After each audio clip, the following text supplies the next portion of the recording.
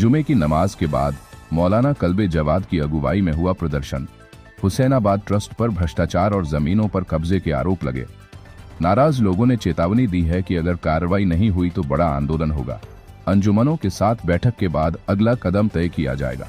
ये हम लोग इसलिए आए हैं कि हुसैनाबाद ट्रस्ट जो है उसके बहुत से अलाइड ट्रस्ट भी है, शारजा उसमें शामिल है, इधर जाहरी करबला भी शामिल है, ताजमहल शामिल है, तब्दील खान शामिल है और सब यहाँ की जबरदस्त आमदनी है।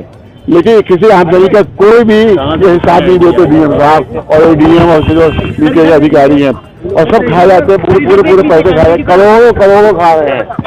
क्योंकि आज से 15 साल पहले जाके तालाबंदी की थी, पूरे महामारी में तालाबंदी की थी, तो एडीएम साहब जो हमारे पाठक थे उनका बयान आया था दैनिक जागरण में। दैनिक जागरण में बयान सुन लीजिए, दैनिक जागरण में बयान आया था एडीएम पाठक साहब का कि तालाबंदी से 5 लाख रुपए रोज का नुकसान हो रहा है। ये 15 साल पहले की बात है। अब हिसाब लगाइए कि 15 अगर वही जोड़ दिया जाए तो 18 करोड़ सालाना की आमदनी। ये कहाँ जा रहे हैं पैसे, किधर जा रहे हैं पैसे? ये सब अफसराना आपस में खा पी रहे हैं और अरबपति हो जाते हैं ये। इसलिए यहाँ बड़ी बड़ी रिश्वतें देकर यहाँ आते हैं।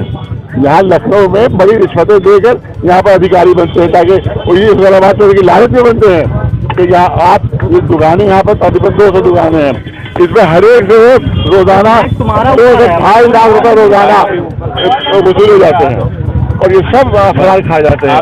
तो इसीलिए हमने यहाँ प्रोटेस्ट किया है।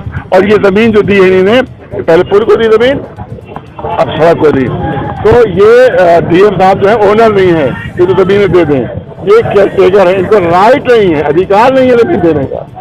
और के भाई इतने दयालु हैं कि कहते हैं हम कंपनसेशन भी नहीं लेंगे। अभी तो आप बाप कमा रहे कंपनसेशन नहीं लोगे, तो अब्बा कमा रहे, दादा जाए। मौलाना साहब अगला कदम क्या होगा? देखिए हम ये ना समझे कि आज के समझे कि जुमे के बाद अगला जुमा आएगा, तो हम तो आज हमारी अंजुमनों की मीटिंग है, उसमें हम तय करेंगे कि अगर ये काम नहीं रोका गया तो हर रोज एक अंजुमन यहाँ पर।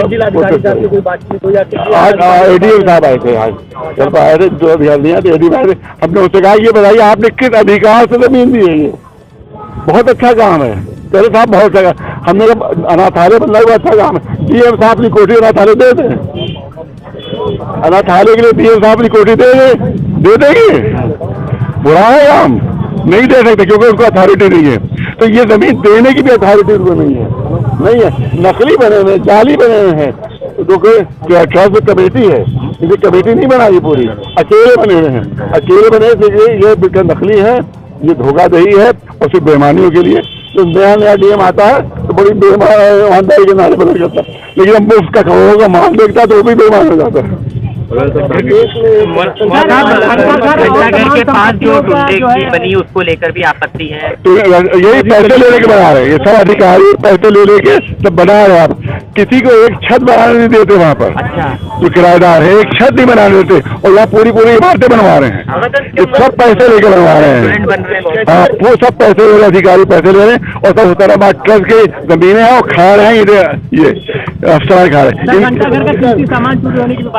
घंटा घर के बहुत पहले इसकी जो असली घड़ी थी वो चोरी हो चुकी है। कितनी मतलब रेटरी शिकायत की हमने, रेटरी शिकायत की, मगर कोई कार्रवाई नहीं हुई, न कोई जांच हुई। हमने इससे भी कहा डीएम साहब से कि घंटा घर की असली जगह चोरी हो चुकी है। 200 यहाँ के ऊपर संदल के पेड़ थे, सब काट के बेच दिए गए। तो दुनिया की सबसे बड़ी धांधली हुसैनाबाद ट्रस्ट में और डीएम साहब के अंडर में हो रही है। और कहते हैं साहब के हर जो डीएम साहब के अंडर में दे दिए जाए। अरे तो तुम इसको इतनी बेमानियां करो तो और आगे बहुत दिएगा, कितनी बेमानियां और करोगे तुम? लिहाजा ये प्रोटेस्ट हमारा जारी रहेगा। ये समझिए आज खत्म हो गया, जारी रहेगा। अंजुमनों को हम बुलाएंगे, उसके बाद उन लोगों को बुला के हम आंदोलन का ऐलान करेंगे और रोज 150 अंजुमने हैं, हर अंजुमन एक दिन प्रोटेस्ट करेगी और तो 150 दिन तो यही हो जाएंगे। उसके आपसे रिपीट होगी अंजुमन ज्यादा राज फैमिली के हमारे लोग साथ नकली राज फैमिलियाँ डीएम ने बना दी है, डीएम ने बना दी है। प्रदर्शन चल रहा है मोहम्मद को लेकर, आई लव मोहम्मद ने हम सबका अब बोलता यही ला मोहम्मद, लेकिन क्योंकि पॉलिटिकल लोग घुस गए हैं, पॉलिटिकल लोग घुस गए हैं, लिहाजा से अभी हमने को अलग रखा है। इसको सिर्फ धार्मिक होना चाहिए, जो पॉलिटिकल पार्टी उससे फायदा उठाना चाहती है उसके हम मुखालिफ हैं, उसके हम मुखालिफ। और आई लव कोई भी कह सकता है, आई लव मोहम्मद जो है हम कह सकते हैं अब हिंदू भाई आई लव राम कह सकते हैं, आई लव कृष्ण कह सकते हैं, और अगर किसी का दिल चाहे तो आई लव रावण भी कह सकता है, वो आई लव शैतान भी कह सकता है। हमारी तरफ से कोई इतराज, आई लव शैतान कहते हैं, हमें कोई इतराज नहीं, हमें हक है आई लव मोहम्मद कहने का। और इसके मतलब सियासी मामला नहीं होने देंगे, सियासी पार्टियों को फायदा नहीं आगे बहुत देखिए तो आगे ही था उनको, क्योंकि उसकी मुर्गी चोरी का इल्जाम था, जो बड़े बड़े वक्त उनके चुराए हैं उस पर मुकदमा ही नहीं चला। उन्होंने मर्डर किया यहाँ पर, जो मर्डर किया है वो एक जुमे के दिन रोजेदार का, उस पर कोई मुकदमा नहीं। ये कभी जेल से बाहर आते ही नहीं है, अगर असली मुकदमे इन पर चलते तो गवर्नमेंट को छोड़ना ही था, इसलिए छोटे छोटे मुकदमे लगाए। और RTI का ऑर्डर हो गया है, ये देखिए हमारे मुतालिबात सुन लीजिए आप, जो हमने RTI में दी है, ये देखिए ये वो है प्रमाणित कापी है, ये प्रमाणित कापी के ऊपर देखा है उत्तर प्रदेश सूचना आयोग, ये लिखा हुआ है, इसको देख लीजिए, उत्तर प्रदेश सूचना आयोग लिखा हुआ है, इसमें सारे मुतालिबात हमारी हैं। और आदत देखिए, तो आदत क्या ये इसे नहीं मान रहे हैं, DM साहब इस आदत को RTI के नहीं मान रहे हैं। आदेश है, ये है आदेश, ये RTI जज के साथ आदेश डीएम को दिया गया है कि पूरे 1 साल का ब्यौरा आमदनी खर्च वो पेश करें।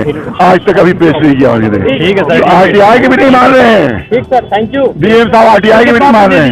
इससे अंदाजा कीजिए कि कितना बड़ी धांधली कर रहे हैं, क्योंकि अगर हिसाब दे देंगे तो सारी चोरियां खुल जाएंगी। थैंक यू, बहुत बहुत शुक्रिया।